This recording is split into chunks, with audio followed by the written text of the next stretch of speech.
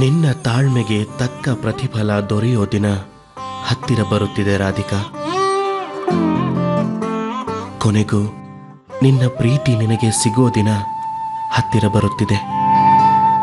ಎಲ್ಲ ಕಷ್ಟಗಳು ಮಂಜಿನಂತೆ ಕರಗಿ ನಿನ್ನ ಬದುಕಲ್ಲಿ ಬೆಳಕು ಕಾಣಿಸೋ ದಿನ ದೂರ ಇಲ್ಲ.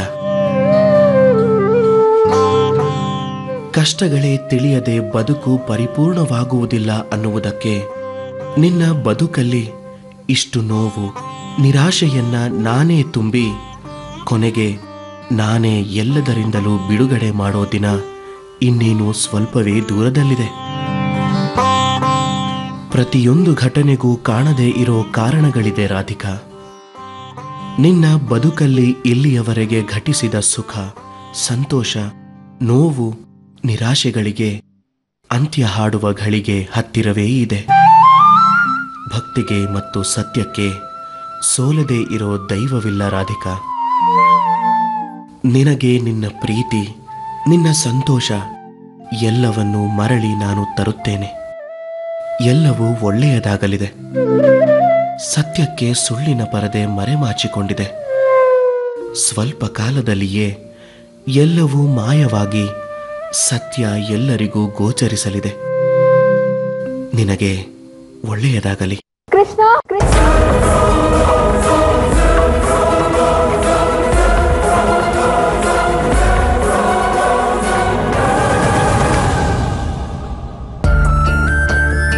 ರಾಧಿಕಾ, ಯಾಕೆ ಬೆಚ್ಚಿಬಿದ್ದೆ?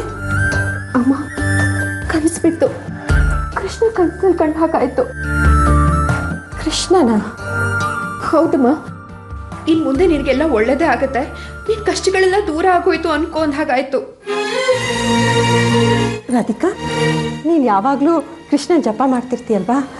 ಕೃಷ್ಣನೇ ಕನ್ಸಲ್ಲಿ ಬಂದು ಹೇಳಿದ ಹಾಗಾಯ್ತು ಅಂದರೆ ಅದು ಖಂಡಿತವಾಗ್ಲೂ ನಿಜಾನೇ ಆಗುತ್ತೆ. ಅಮ್ಮ, ನನ್ನ ಖುಷಿ ಏನಿದ್ರು ನನ್ನ ವಿಷುನೇ. ಅಂದರೆ ಕೃಷ್ಣ ಹೇಳಿದ್ದು ನನ್ನ ವಿಷು ಬಗ್ಗೆನಾ?